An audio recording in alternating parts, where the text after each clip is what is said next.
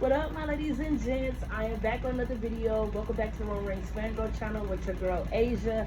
I have missed talking to y'all. I have missed making videos. I'm back in that Degrassi mood.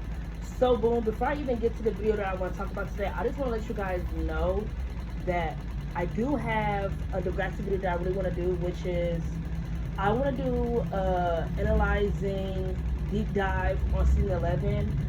So I'm doing this thing where I think I'm gonna go back and rewatch season 11 for Degrassi because one of the followers from my channel, she commented on one of my videos and said that whenever she would go back to listen to my old Degrassi topics, I always shitted on Degrassi season 11. And you know what? I realized that I did shit on season 11 a lot, and I just want to go back and see what is it about that season that necessarily rubs me the wrong way. Because I like season 11 for the most part. Do I feel like it's a long season? Yes. Do I feel like it has filler? Yes. Do I feel like it has storylines for characters I could care less for? Absolutely. But I want to actually, sit and actually pay attention to it instead of just saying, oh, I don't like this, I don't like that. You feel me? I'm not going to watch from the beginning because episodes 1 through 7, I know, because that's like really the beginning of this, of the season that I really remember. Anything other than that, I'm not really too sure on. So we just gonna keep going, and once I finish season 11, I will come on here and give my full opinion on the show. I'm gonna discuss what I like, what I didn't like, and things of that nature. And I want to do another video for one of the girls who commented on my videos who said she commented on my JT and Liberty video, and she didn't like the things I had to say, and she wanted me to make a video discussing why I don't like JT and Liberty and what I would have done differently when it came to them being a relationship.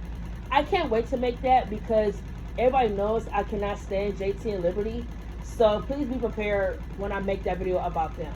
As for today's video, I want to talk about Zig and Esma's relationship and why I really can't stand it, and why I feel like you Degrassi fans, when it comes to relationships that are basically like manipulative of that nature, how y'all really give this relationship a slap on the wrist.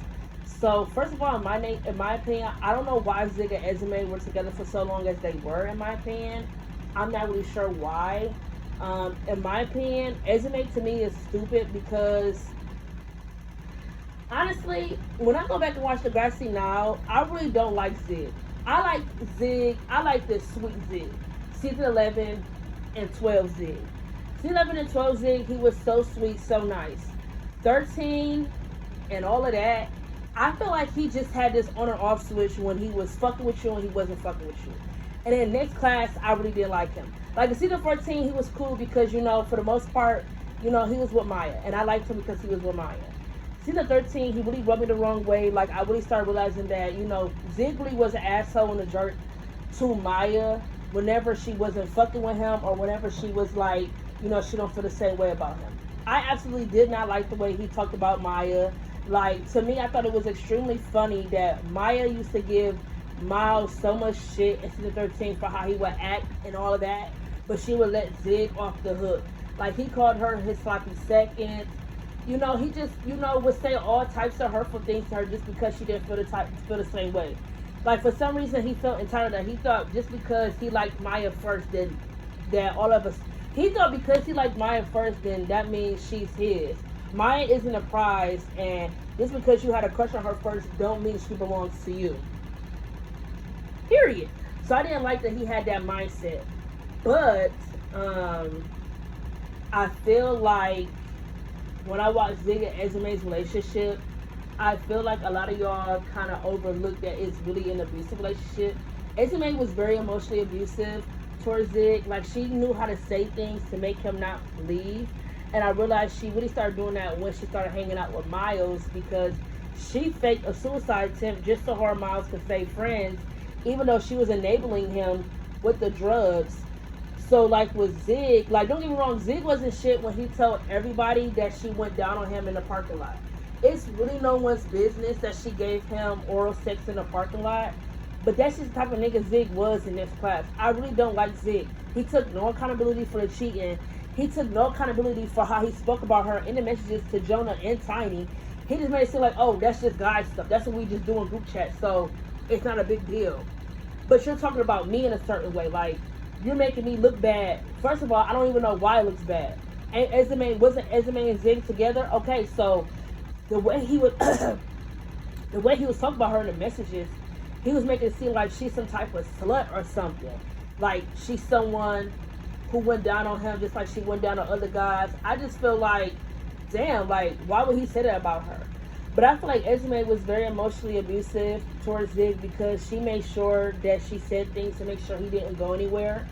And I absolutely agree with Zig when he said in the camp episode of season 4 that she is really like twisted and fucked up. That how the hell did he stay with her for so long? Yeah, how did he? Esma needed real help, and being in a relationship where he enabled all her bad behavior did no good. So that's why she continued doing that shit, because she thought, I've been doing it, so he's not going to go anywhere until he just had enough of it and he just said, I don't want to be in this relationship anymore. But I feel so bad for Esma because it's like, honestly, girl, you were a rebound, for real. Like, he was only with you because Maya didn't want to be with him at the time. And then as soon as Maya almost committed suicide or overdose, now all of a sudden he wanted to be with Maya. Now it's like all of a sudden he wants to be with Maya when he wasn't even paying attention to her like that, for real. Like, now all of a sudden he want her. You feel me? So it's like,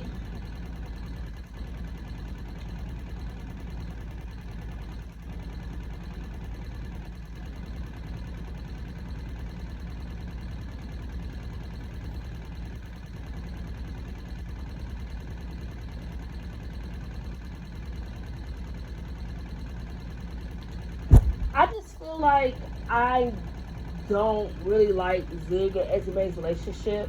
I don't think they should have been together as long as they were. And in my opinion, I feel like they should have put Zig and Maya back together. I feel like it shouldn't have took as long as it did, in my opinion, but that's just how I feel.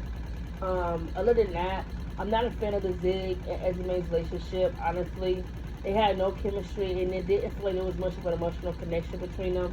It just felt like there was something physical there, honestly. So that's all we gotta say about this video, for real. Honestly, wasn't gonna be anything long, just short and sweet. But as always, I'm gonna catch y'all on my next video.